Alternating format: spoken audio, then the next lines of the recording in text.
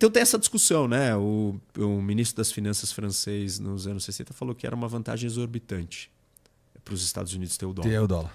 E tem gente que hoje que fala que é um fardo exorbitante. O que tu acha? Dólar.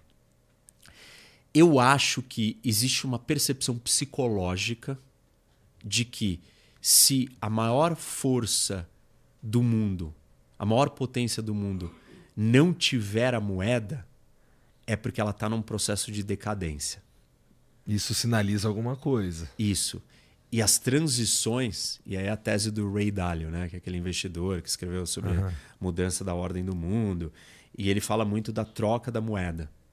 E ele fala que esse é um dos sinais da decadência de um império e a chegada de outro. Eu acho que psicologicamente isso vai pegar muito mal. Eu acho que os Estados Unidos ele pode tolerar, e ele tolerou todas essas décadas, sendo a moeda ainda de reserva, tendo algum déficit, mas não o déficit na forma e na potência que existe hoje, porque isso é mais novo. Isso é fruto de um outro momento da globalização, que a gente sai da globalização comum e entra na hiperglobalização.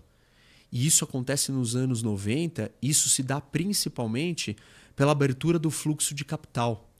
Então talvez o problema seja o dinheiro circular tão livremente dentro e fora dos Estados Unidos. Entendi.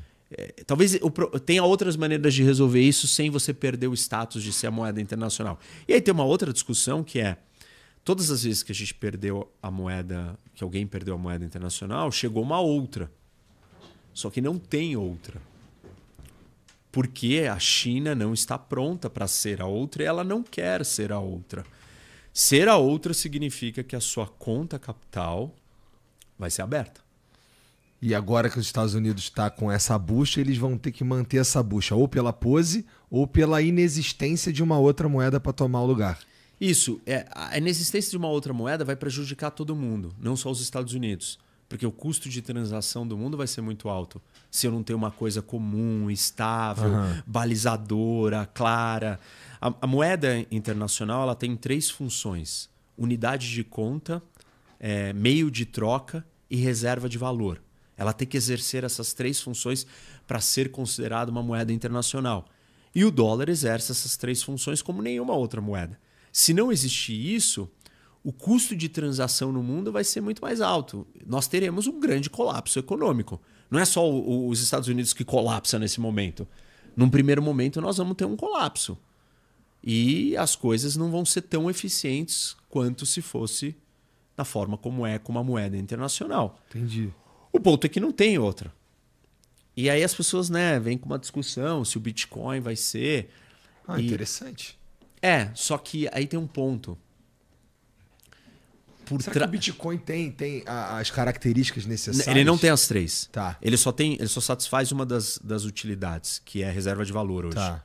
Ele não é uma coisa que é um meio de troca funcional que todo mundo usa. E ele não é uma unidade de conta também. Ele tem uma base por trás no dólar, de stablecoin. Tem toda uma coisa complexa. Mas mesmo assim,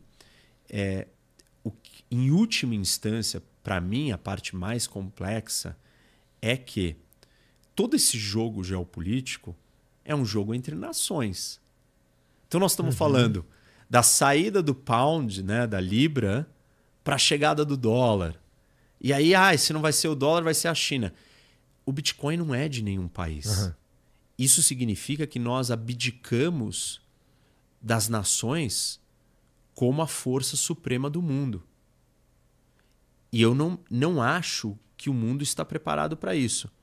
E a gente pode fazer uma associação aqui que se o Bitcoin é uma moeda autônoma, digital, eletrônica, que não tem uma autoridade central, ele é uma moeda que está muito mais perto do mundo que a gente descreveu no começo da conversa hoje do que do mundo convencional humano.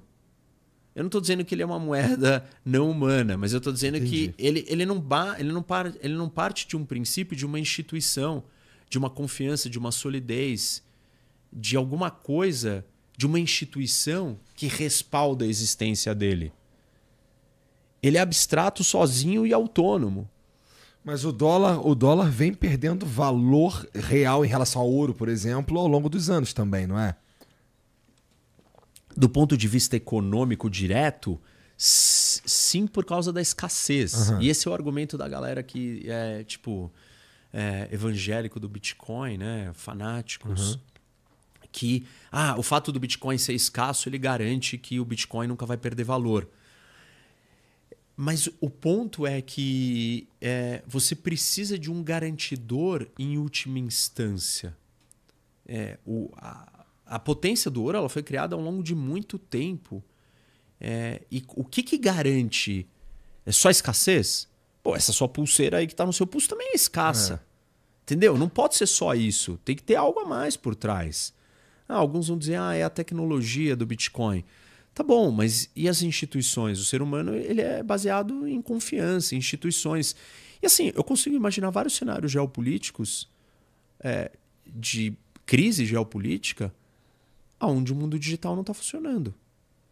E se o mundo digital não está funcionando, desculpa, o Bitcoin não funcionou. E vai acabar o flow também, se o mundo digital não tiver funcionando. Isso, e aí você já está preparado para... Você vai distribuir panfletos, você vai fazer uma transmissão de rádio. Vou voltar Você vai fazer uma transmissão de rádio.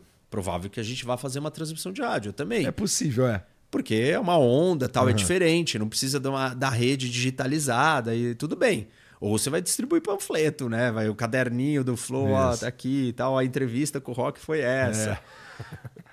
Mas o ouro, num cenário como esse,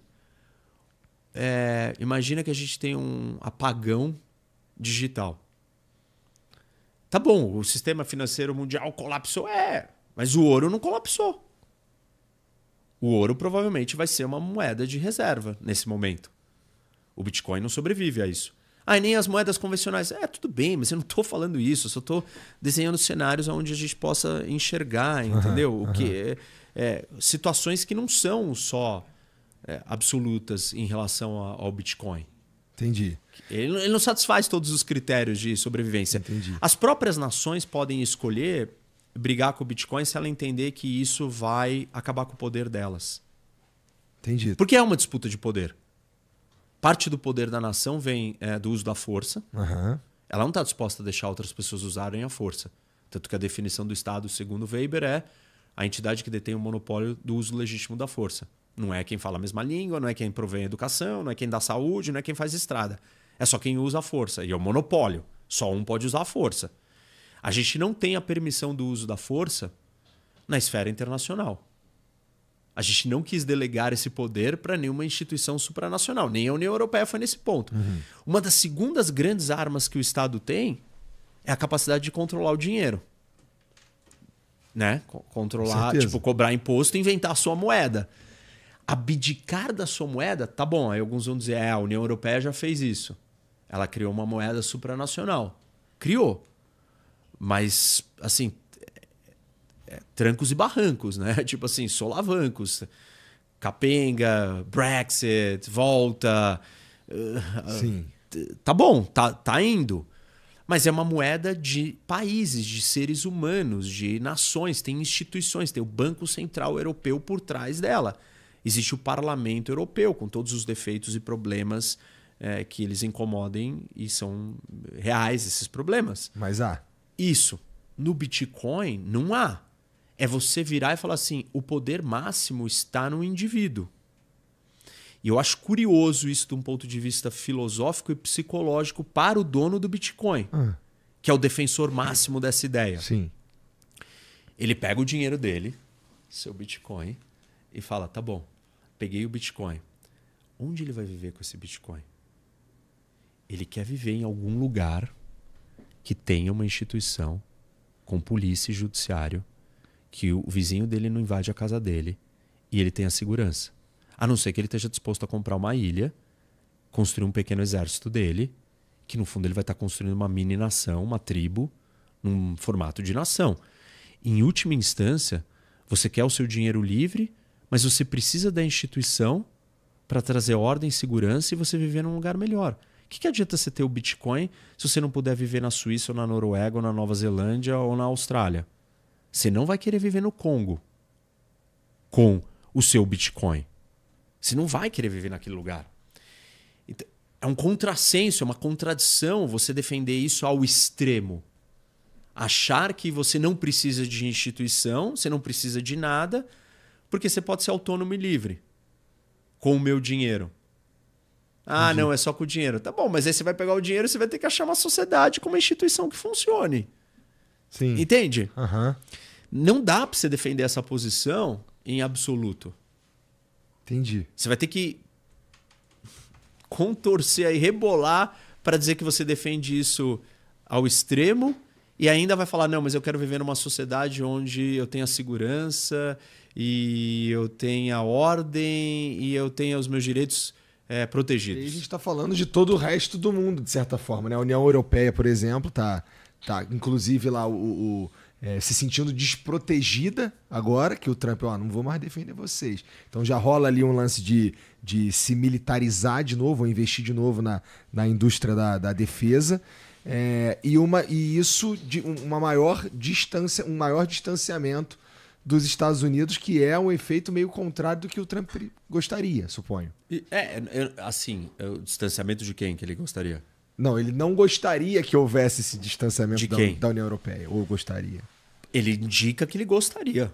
E parece que né? Isso, é o que ele indica. Uhum. Ele parece que ele tem um problema muito maior com a União Europeia do que com o Putin, do que com a Rússia. Mas isso é contraintuitivo, né? Se a gente, dava pra gente imaginar isso ano passado, que os Estados Unidos iria para esse caminho?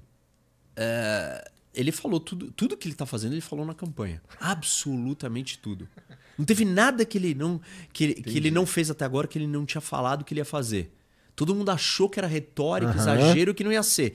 Ele falou cada coisa dessas. Por isso que tem uma fala dele que me preocupa muito, que é sobre Taiwan. Uma das falas dele na campanha é: os Estados Unidos não têm obrigação de defender Taiwan. Ele falou isso. Ele vai levar isso a cabo? Se a gente misturar com o começo da conversa sobre inteligência artificial, ele pode colocar os Estados Unidos num lugar muito perigoso. E essa é a aposta de Taiwan. Taiwan acha que por mais que o Trump não queira, ele não pode se dar o luxo de não ter os semicondutores dele. Mas eu acho que na cabeça de um monte de gente que está ali do lado do Trump, eles acreditam que eles podem fazer um acordo com a China, falando assim, a gente dá Taiwan, ou a gente não vai interferir em Taiwan, e você deixa os semicondutores continuarem fluindo para nós. Óbvio que é um problema, porque a China também quer esses semicondutores. E se a China for lá e ocupar Taiwan, os semicondutores não continuam sendo fabricados.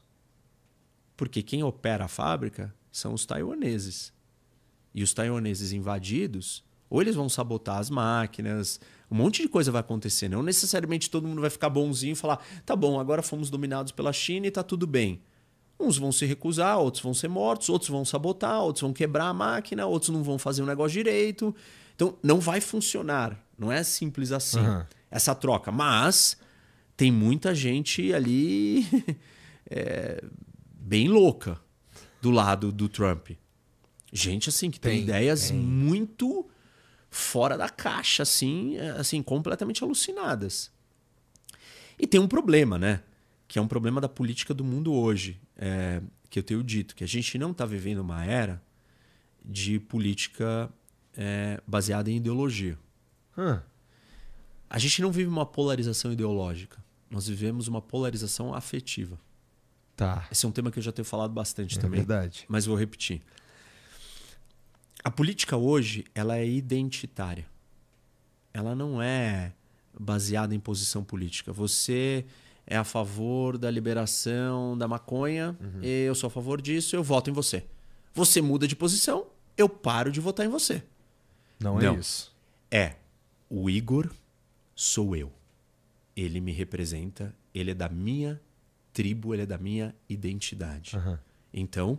Isso é muito forte também, essa identificação, ela é muito... Eu acho que a gente falou disso da outra vez aqui, não lembro. Acho que sim. Mas aí, o que acontece? Não importa o que você fala. Eu já não faz mais diferença para mim se você falar que você é a favor ou contra a liberação da maconha, tanto faz para mim. Porque eu só tô preocupado quem tá falando é você. E nessa história, o que acontece? O Trump e a turma dele olham para o Putin e falam: o Putin é mais parecido com a gente do que a União Europeia. A União Europeia é um bando de woke. Uhum. E o Putin é um conservador, família, religioso, forte, másculo. E então, ele tem mais a ver com a gente. A distinção, o critério de distinção não é se é democrático ou não. Nós estamos vivendo uma outra era. Ser democrático ou não é uma posição política. Não vivemos na era da política como posição, ou de políticas públicas. Vivemos na era da política identitária, que é uma política emocional.